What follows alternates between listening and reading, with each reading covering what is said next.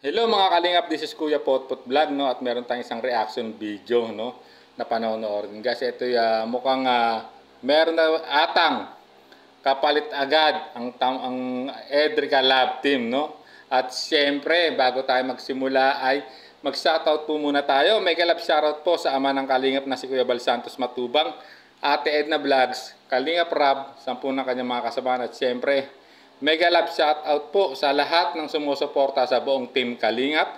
Isang mapagpalang umaga po, tanghali o gabi mga Kalingap, saan man po kayo ngayong ng sulok ng mundo naroroon, naway lagi po kayong gabayan ng ating buong may kapal, guys. So ayan, simulan na po natin ang ating reaction video. Siguro kung magla-love team ako ulit, doon ko i-upload sa second account natin. And ano na siya, talagang may pagka-short film na siya and hindi na siya yung yung talagang scripted na talaga. So ayan guys, no? Ayon po kay Kalingap Rab, kung gagawa uli siya magbubuo siya ng love team, guys, no? Sisiguruhin ng parang style short film ang pagkakagawa nito. At alam naman natin guys na marami nang gumagawa ng ganung estilo ng no, mga short film video na at sisiguraduhin din niyang guys, no, na full scripted na guys ang mangyayari. It means parang all-star cast na po ang mangyayari rito, no?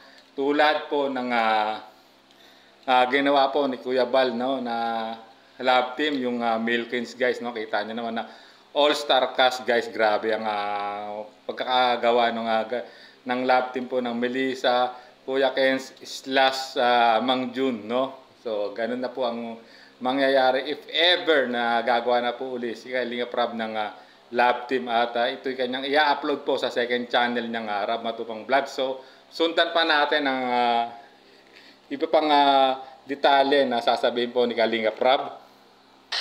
Kung sakali man. Stop na kasi Kasi yung vlog natin na Edrica, ano po yun eh.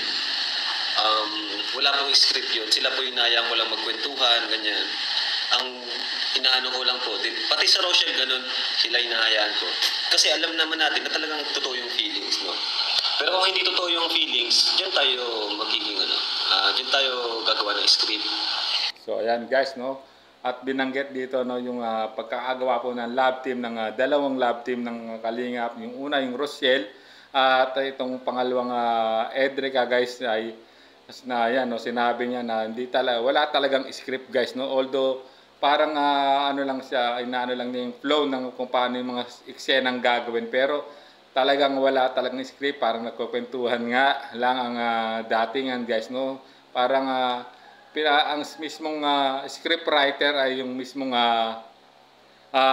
taong involved o yung magka-love team, ika nga, guys. So sundan pa natin ang mga detalye pang sasabihin po ni Kalingap Rab, no? Ang dinedirect ko lang dyan yung kung anong mangyayari yung anong magiging flow ng vlog, di ba? Ayan. So ayun guys, so narinig nyo, no? Ang ginagawa lang niya, parang dinidirect niya lang yung paano lang yung gagawing eksena o yung flow ng vlog, guys. So ayan, maliwanag na maliwanag, guys, no? Ayon kay Kalingap Rab. So guys, no, alam naman talaga natin yung Rochelle ay talagang legit na talaga sila, guys, no? Totoo sila. At itong isa naman nagkaroon ng problema at talagang nawala na rin po yung tambalang Edrica, guys, no? At siyempre sundan pa natin ang mga susunod na detalye ni Kalingap Rab. Magawa ko ng another love team, pero hindi naman talaga sila walang feelings, walang mutual feelings. Talaga magiging 100% scripted na. So ayan guys, no, if ever gagawa talaga siya, it means yung mga cast of characters ay wala talaga mutual feelings, ika nga for content only or for vlog only, guys, no, ang gagawin talagang may script na susundan. At yun, katulad ng sinabi ni Kalingap Rab, 100% scripted ang gagawin niyang love team, which is ang magiging lang ito, guys, ay pampagood vibes nga, guys, kahit sabihin natin scripted yan, no? Kung nakaka-good vibes talaga ay talagang panonoorin at tatangkilikin din po yan ng manonood, katulad po ng ngayon yung teleserye po ni Kuya Bal. Grabe, kita naman all-star cast, guys, no? Ang dami, no? ang dami, even na mayroon pa nga ano si Baby Rabay, no?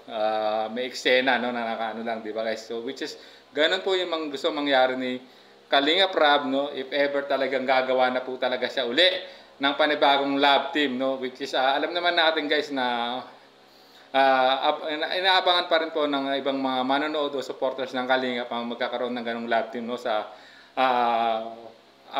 channel po ni Kalinga Prab. At ayan guys, no, nagpaplano pa rin siya. Kaya lang hindi na katulad po ng dating yung naunang dalawang love team, yung Rosiel at Edrica guys. Ito ay kakaiba na.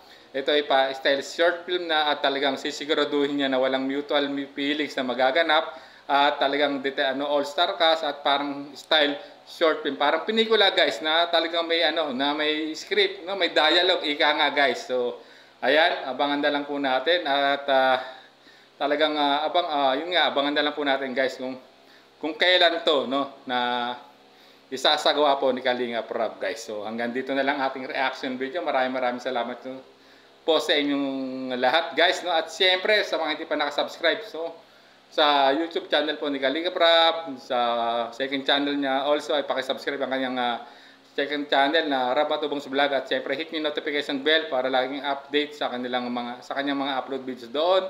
Ganun din po sa mga channel po, no, nila Kuya Bal Santos Matubang, Ate Edna Vlogs Kalinga Prab, no, at 10 ng kanyang mga kasamahan ng buong team Kalingaps. So guys, at bago tayo tuloy yung magpaalam ay palambing po uli sa aking munting channel Kuya Potot Vlog, at hit niyo po yung notification bell para laging update sa aking mga upload videos and reaction videos guys. So hanggang dito na lang. This is Kuya Potot Vlog saying bye bye.